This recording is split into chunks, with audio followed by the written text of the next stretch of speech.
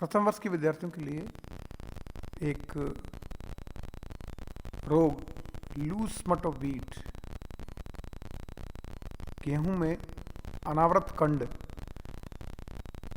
इसकी रोग कारक कौन है, किस प्रकार से ये रोग को फैलाता है, किस प्रकार से इसका कंट्रोल किया जा सकता है, इनकी सारी विस्तृत चर्चा हम आने वाली स्लाइड्स के अंदर करेंगे। लूज स्मट ऑफ व्हीट, जैसा कि राजस्थान और इसके आसपास के व्हीट ग्रोइंग एरियाज़ के अंदर बहुत ही सामान्य प्रकार की ये बीमारी है, और भारत के अंदर जितने भी व्हीट ग्रोइंग स्टेट्स हैं उन सभी के अंदर लूज स्मट जो है वो बहुत ही सामान्य रूप से फैलने वाली बीमारी है। और इस बीमारी के कारण लगभग 30% से अधिक नुकसान फसलों को और किसान को अपनी उपज के अंदर होता है। अगर हम इसके लक्षण देखें, symptoms appears on the year emergence. जब पौधे के अंदर बाली का निर्माण होता है तो बाली के अंदर ये रोग दिखाई देता है, और बाली के अंदर जो दाने होते हैं उन दानों के स्थान पर काला काला पाउडर इकट्ठा हो जाता है, भर जाता है। ऐसे पौधों के अंदर जिनमें लूज स्मट ऑफ व्हीट है, या तो ईयर का निर्माण कम होता है, ईयर का निर्माण होता है तो जहाँ दाने होते हैं वहाँ दानों के स्थान पर काले रंग का एक पाउडर इकट्ठा हो जाता है। ये विपस्त रूप में अगर आप देखें तो आगे चल कर के पूरी बाली के अंदर केवल उसके आंश, जिसको हम सूख कहते हैं, ये सूख रह जाते हैं, और उसका जो मुख्य इन्फ्लोरेसेंस का जो पार्ट होता है उसको छोड़ करके बाकी सब जगह एक स्मट स्पोर्स का पाउडर भरा हुआ दिखाई देता है। जो ईयर की मेम्ब्रेन होती है वो काले पाउडर की वो बिल्कुल जो है एक सिल्वरी मेम्ब्रेन के रूप में बदल जाती है, और सारे के सारे स्मट के स्पोर जो है वो रिलीज हो जाते हैं, और ये जो स्मट स्पोर्स होते हैं ये एक जगह से उड़ करके दूसरी तरफ दूसरे पौधे पे गिर करके और बीमारी को आगे बढ़ाने का कार्य करते हैं। पौधे के अंदर रेस्पिरेशन की प्रक्रिया धीमी हो जाती है, और प्लांट का ड्राई वेट कम हो जाता है, और ये स्मट स्पोर्स जो है वो एक इनोकुलम के रूप में नए पौधों को इन्फेक्शन करने के लिए कार्य करते हैं। इसका जो रोग कारक है वो अस्टिलेगो ट्रिटिसाई के नाम से जाना जाता है। डिजीज ये सीड बॉर्न होती है, बीज के अंदर जो है इसका माइसीलियम या स्पॉट के स्पोर इकट्ठा रहते हैं, और ये एम्ब्रियो के अंदर सेकेंडरी माइसीलियम के रूप में जो है ये सर्वाइव करते हैं। जब इसको बोया जाता है तो ये सिस्टमिक इन्फेक्शन के रूप में पौधे के साथ साथ उसकी ग्रोथ के साथ साथ चलता है, और जो उसके अंदर बाली बनती है और ये माइसीलियम जाकर के उसकी बाली के अंदर ओवरी में जाकर के वहाँ पर स्थिर हो जाता है, और जो भी भोजन पौधे के द्वारा उसकी ओवरी के अंदर भेजा जाता है, अंडाशय में भेजा जाता है, उस भोजन को वो वहाँ पर खा जाता है, और भोजन को खा करके अपने मल्टीप्लिकेशन के द्वारा अपने स्पोर्स का, बीजाणु का निर्माण करता है।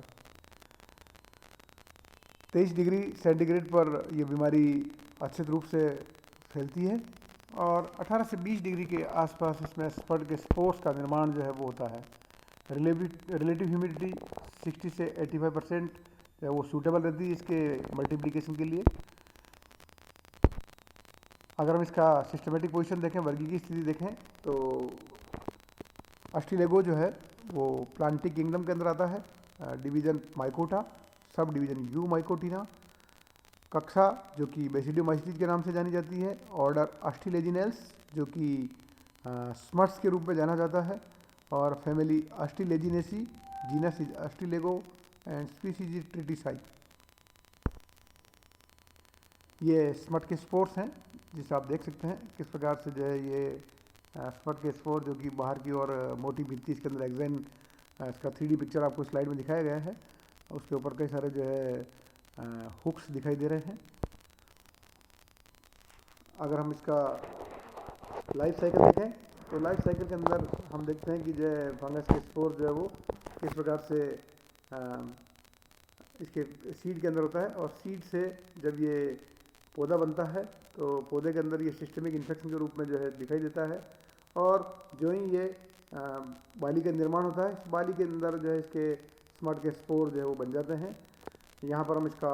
ओवरी देख रहे हैं, जहाँ ओवरी के अंदर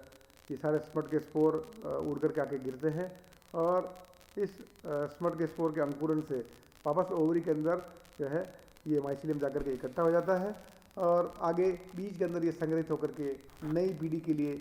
ये इनोकुलम का कार्य करता है। तो स्मट के जो स्पोर्स होते हैं वो सीड के अंदर विद्यमान रहते हैं,